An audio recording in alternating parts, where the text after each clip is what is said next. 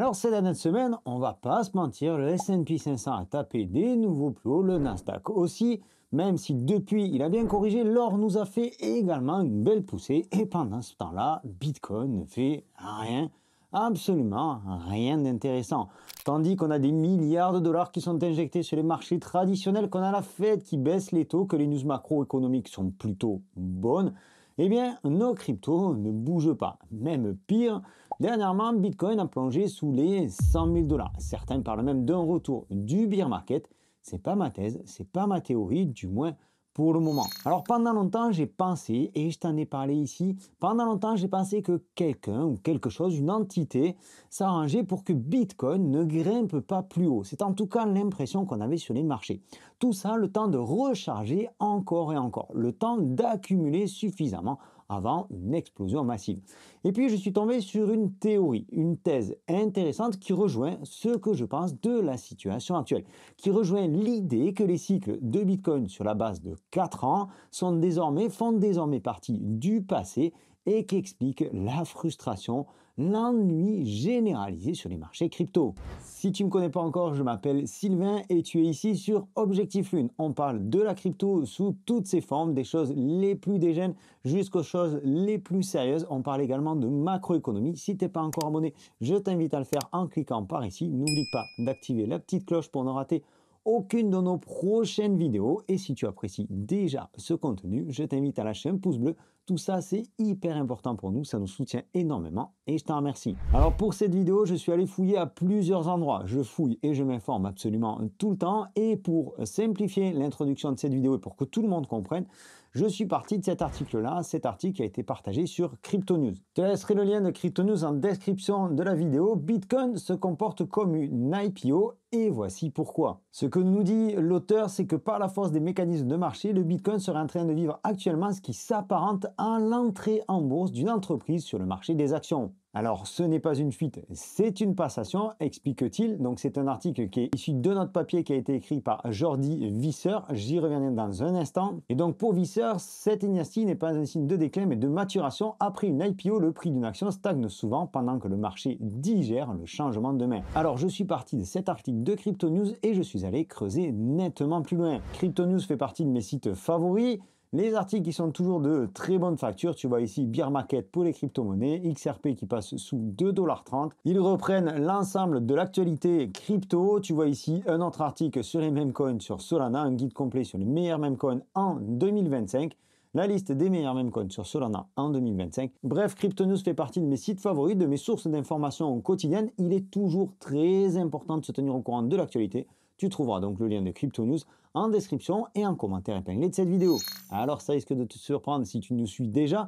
Dans cette vidéo, on va parler un petit peu de finances traditionnelles et on parlera bien entendu de crypto, de Bitcoin. Je vais juste revenir d'abord sur ce thème d'IPO. IPO, Initial Public Offering, c'est en gros une introduction en bourse et Visser nous explique donc que Bitcoin serait dans cette phase-là. Il a partagé un article très complet qui explique pourquoi on est en train de traverser cette période en ce moment même sur Bitcoin et pourquoi Bitcoin est en train de vivre ce qui ressemble donc à une IPO. Alors oui, forcément, ça pose des questions quant à l'avenir de Bitcoin et notamment son indépendance vis-à-vis des grands groupes financiers, mais également au niveau de son essence même, sa philosophie première. Alors on va développer tout ça et tu vas voir qu'au final, c'est plutôt positif pour la suite. On parle d'une suite à moyen terme, entendons-nous bien. Aujourd'hui, le marché est quelque peu perturbé, mais c'est peut-être aussi à cause de cette situation. Une IPO, c'est le moment où les premiers investisseurs qui sont rentrés dans l'entreprise, souvent les fondateurs, parfois même les premiers employés, les premiers fonds d'investissement, en fait, ceux qui ont pris le plus de risques. Donc c'est à ce moment-là, au moment de l'IPO, qu'ils peuvent sortir, qu'ils peuvent vendre leurs actions et empocher pour la plupart des bénéfices très intéressants. Après tout, c'est normal, ils ont pris des risques et ils méritent donc d'être récompensés. Alors oui, tu vas me dire à ce niveau-là que Bitcoin n'a jamais connu d'introduction en bourse parce que derrière le roi des cryptos, eh bien, il n'y a pas d'entreprise, pas de projet, pas de valeur en soi. Soit, mais il y a beaucoup de similitudes avec une IPO, tu vas le voir. Bitcoin est né d'une idéologie. Il a été créé par des cypherpunks qui croyaient en la décentralisation, l'absence de contrôle gouvernemental et à la certitude mathématique plutôt qu'à la confiance institutionnelle. Les premiers utilisateurs de Bitcoin étaient souvent des rebelles, des marginaux, des visionnaires, des programmeurs informatiques. On parle ici de 2009, 2010, voire même allez, 2011. Ce que l'on appelle globalement l'ère Satoshi, un hommage aux créateurs du Bitcoin. Ce sont ceux qui ont cru en l'algorithme mathématique de la blockchain Bitcoin. Eh bien, ces gens-là qui ont miné du Bitcoin ou qui ont acheté du Bitcoin pour quelques dollars ou quelques centaines de dollars, eh bien, ces gens-là ont traversé plusieurs bull runs et plusieurs bear markets. Seulement maintenant, mettons-nous quelque peu à leur place. Ils ont des millions de dollars en Bitcoin sur leur wallet. Ils sont à la tête d'une fortune parfois colossale, pour certains plusieurs milliards de dollars. Et pourtant, ils ont jusqu'à aujourd'hui, jusqu'à il y a quelques mois, ils ont toujours été confrontés à un dilemme très délicat. Donc admettons que l'on fasse partie de ces insiders. Je n'ai plus ma jeunesse d'il y a 15 ans, j'ai peut-être aujourd'hui envie d'en profiter, de prendre ma retraite, envie de payer des études aux enfants, envie de diversifier mes investissements, et peut-être que toi, de ton côté, si tu avais eu cette fortune, cette possibilité, eh bien tu rêverais peut-être de faire le tour du monde, de quitter les plages de Palavas pour celles de Pattaya, et quelque part, je te comprends. Donc, il va falloir que tu te sépares de tes actifs, que tu te sépares de tes bitcoins. Seulement, avec la fortune que tu as sur ton wallet, avec les centaines, voire les milliers de bitcoins que tu as sur ton wallet, que tu as précieusement conservé, eh bien, tu sais que si tu envoies un montant trop important à la vente, eh bien, tu vas faire plonger le marché. Alors, pendant des années, la liquidité sur le marché des cryptos n'était pas assez importante pour absorber des ventes comme celle-ci, des ventes trop importantes. Seulement, voilà. Depuis l'arrivée des ETF et la présence des Bitcoin Treasury Company, le marché a désormais les moyens de permettre à ces gens-là de sortir, de prendre le bénéfice. Parce que, d'un autre côté, ils ne sont pas fous non plus. Ils ne vont pas vendre la totalité de leurs actifs. Ils veulent simplement sortir, récupérer quelques liquidités et bien entendu en conserver encore un petit peu. Ou en conserver beaucoup de Bitcoin pour la suite. Tout dépend de la taille de leur banque et ça les regarde. Ce qu'il faut retenir, c'est que le marché est aujourd'hui suffisamment solide pour leur permettre de prendre des bénéfices de manière assez conséquente sans pour autant faire exploser le marché. En juillet dernier, Galaxy Digital a finalisé la vente de plus de 80 000 bitcoins, évalués à plus de 9 milliards de dollars en fonction des prix du marché actuel, pour un investisseur de l'ère Satoshi, représentant l'une des sorties les plus précoces et les plus significatives du marché des actifs numériques. Donc si cet insider a vendu sa position, c'est que quelqu'un d'autre de l'autre côté l'a acheté. Et ce genre de deal se passe en OTC, c'est-à-dire de gré à gré. Au mois de juillet, on n'a pas vu de gros dump sur Bitcoin. Ce genre de transaction ne se passe pas sur Binance, ça ne se passe pas sur Bybit, ça ne se passe pas sur BitGet, ça se fait en direct. D'ailleurs, je ne sais pas si tu te souviens, cette histoire avait fait peur à l'ensemble de la planète crypto. Le propriétaire des bitcoins, de ces 80 000 bitcoins, avait alors écrit dans la blockchain plusieurs messages, parce qu'il avait transféré des bitcoins, plusieurs messages faisant notamment référence à la série Lost. Certains avaient alors eu peur d'un crash et au final, comme je te disais, il y a eu un échange de gré à gré, donc aucune incidence sur les marchés. Alors indirectement, tout cela pèse tout de même sur les marchés. On a un équilibre qui se crée entre ceux qui veulent sortir de leur position historique et ceux qui veulent rentrer sur Bitcoin. Pourquoi je dis que ça a un impact indirect sur les marchés? Eh bien tout simplement parce que celui qui achète en direct n'achète pas alors sur les plateformes d'échange. Et nous de l'autre côté, eh bien ça ne fait pas exploser le prix du Bitcoin. Tu sais qu'il est toujours soumis à cette loi de l'offre et de la demande. Donc on reste finalement à cet équilibre. Et cet équilibre commence à nous épuiser et on a peut-être l'impression qu'on s'en sortira jamais. Alors on peut se dire que Bitcoin repartira lorsque ces baleines, lorsque ces insiders arrêteront de vendre. Soit. On ne peut pas prévoir exactement à quel moment cela pourrait arriver. Et c'est d'ailleurs tout bonnement impossible. Selon Visser, le cours d'une action met 6 à 18 mois pour absorber une IPO. Ici, on est sur de la crypto. Et donc, tout va beaucoup plus vite. Si on regarde Bitcoin depuis un an, on n'a quasiment pas bougé. Donc, on devrait être plus proche de la sortie que du début. L'autre difficulté pour déterminer à quel moment ces premiers propriétaires auront fini de prendre leurs bénéfices consiste en l'évaluation des wallets qui sont perdus, de tous ces bitcoins qui sont désormais inaccessibles. Tu as peut-être déjà entendu parler de ce Britannique qui a vu son disque dur contenant plusieurs milliers de bitcoins être mis à la poubelle par sa petite amie. Et on pense tous aussi au wallet de Satoshi qui contient 1 million de bitcoins. On estime aujourd'hui qu'il y aurait 4 à 5 millions de bitcoins perdus à jamais. Donc pour le coup, on est encore dans le flou en ce qui concerne le timing. Ce qu'on observe en revanche pour la première fois depuis l'histoire du Bitcoin, c'est une pression vendeuse intelligente de la part des insiders. Ils n'ont pas attendu la phase euphorique du bull run. Tu sais, cette fameuse phase, ce fameux pic qu'on attendait tous. Eh bien, ils n'ont pas attendu cette phase-là pour libérer leurs actifs de manière brutale et faire plonger le marché. Ils ont entamé une libération progressive, une libération calculée, millimétrée depuis ces derniers mois.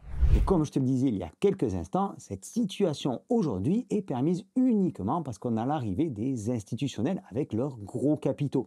Alors, sans transition, pourquoi est-ce que cette situation pourrait être favorable pour l'avenir? Avant d'attaquer cette partie, je me permets de te solliciter. Si tu aimes ce contenu, fais-le moi savoir s'il te plaît en cliquant sur le pouce bleu par ici. Si tu n'es pas abonné, c'est au même endroit. Rejoins-nous et active la petite cloche pour ne rater aucun de nos futurs contenus. Ça nous soutient vraiment beaucoup et je t'en remercie. Alors ce changement de main que l'on appelle aussi une distribution très particulière et très positive pour l'avenir du Bitcoin. Pourquoi? Eh bien tout simplement parce que lorsque Bitcoin était principalement détenu par quelques milliers de pionniers, le marché était particulièrement instable. Un mouvement sur un seul wallet ou une vente trop brutale d'une seule et même personne pouvait alors faire fluctuer le prix de manière très significative. En gros, une seule décision d'une seule personne de passer à la vente pouvait avoir un effet domino sur l'ensemble du marché. C'est ce que l'on a connu lors des précédents bear markets. On parle de ça de temps en temps sur la chaîne quand on analyse les tokenomics de certains projets. Si un seul wallet possède quelque chose comme par exemple 50% des tokens en circulation, il peut faire cracher le prix en un instant en vendant tout d'un coup. Sur Bitcoin, bien entendu, on ne parle pas de 50% sur un wallet, qu'on soit bien d'accord. Mais jusqu'à il y a peu, certains wallets inconnus détenaient encore une part jugée trop importante par les investisseurs. Et donc, la confiance des investisseurs était erronée. En fait, ils avançaient avec une épée de Damoclès au-dessus de la tête. Mais si ce mec-là, qui a beaucoup de Bitcoin, se met à vendre, qu'est-ce qui va se passer? Eh bien, le marché va cracher. Alors, tu vas me dire qu'aujourd'hui, stratégie de Michael Saylor détient tout de même 3% du Bitcoin au total, que le gouvernement des États-Unis en détient quelque chose comme 1,5%. Soit. Ils peuvent exercer une pression vendeuse sur le marché. Mais toute la différence avec les insiders, c'est que ces entités-là, aujourd'hui, sont connues. Il ne s'agit plus simplement d'une adresse de wallet derrière laquelle se cache on ne sait qui. Donc forcément, ça a d'autres conséquences. On rentre quelque part dans ce système un petit peu régulé. Je te l'accorde, c'est pas si génial que ça, mais j'y reviendrai dans une minute parce que tout n'est pas totalement négatif. Si on distribue les bitcoins, si on fractionne la quantité de bitcoin, qu'on la déconcentre de plusieurs propriétaires vers un nombre plus important de nouveaux wallets, alors son cours deviendra moins volatile, moins tendu, moins stressé, parce que dépendant d'un nombre de décisionnaires plus important. La diversité des détenteurs est ce qui distingue un actif spéculatif d'une réserve de valeur durable. C'est ce qui permet à un actif de passer du statut de monnaie virtuelle à celui d'actif monétaire mondial. Aujourd'hui, Bitcoin est un actif qui, comme on le dit depuis maintenant longtemps, atteint une certaine maturité. Il vient de faire sa crise d'adolescence et il passe désormais à l'âge adulte. Alors probablement qu'on ne reverra pas des x10 sur Bitcoin sur des périodes aussi courtes que celles qu'on a connues par le passé. Et probablement aussi qu'on ne verra plus les gros crashs que l'on a traversés par le passé également. Alors dans un deuxième temps, Bitcoin devrait retrouver le sillage des actifs traditionnels comme le S&P 500, le Nasdaq, voire même l'or. Une fois et une fois seulement que cette phase de distribution sera terminée, une fois que les insiders, les cypherpunks et autres geeks auront fini de prendre leurs bénéfices. Et sachant que ce sont désormais des institutionnels, des gens qui ont la culture de la finance traditionnelle, alors Bitcoin répondra désormais aux mêmes règles de marché que l'ensemble des actifs financiers de la planète. Ceci explique aussi pourquoi Bitcoin conserve une certaine dominance sur le marché des cryptos et pourquoi nous n'avons toujours pas eu d'altcoin season. Bitcoin a fait la une de l'actualité, laissant de côté tout le reste du marché crypto. Et tant que cette phase de distribution est en cours, le marché restera tout de même, il faut se l'avouer, un peu pourri, un peu épuisant. Ce n'est qu'une fois que ce nouveau paradigme sera en place que l'ensemble du marché crypto pourra alors reprendre la marche en avant. Alors maintenant, pour repartir, qu'est-ce qu'il nous faudrait? Tout simplement, il faudrait que la balance distribution-accumulation se déséquilibre à la hausse. Et pour ça, il faudrait que la distribution s'arrête. Mais comme je te le disais, cet effet IPO qui dure 6 à 18 mois pour une action, pour une entreprise, est très difficile à évaluer dans le cas du Bitcoin.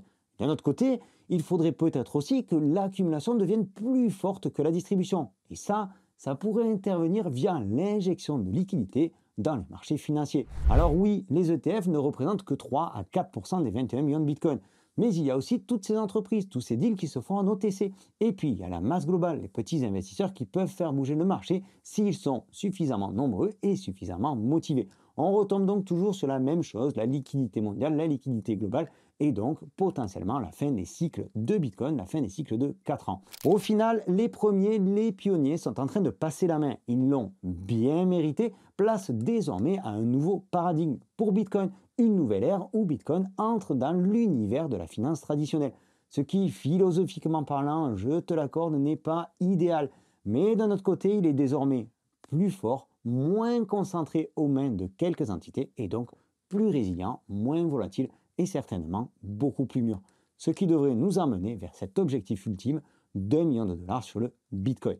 Ça, c'est une projection plutôt moyen-long terme. J'aimerais bien avoir ton retour en commentaire sur cette vidéo. Je te laisserai tous les liens utiles en description et en commentaire épinglé, notamment le document de Jordi Visser qui m'a servi de support pour cette vidéo et le lien vers Crypto News.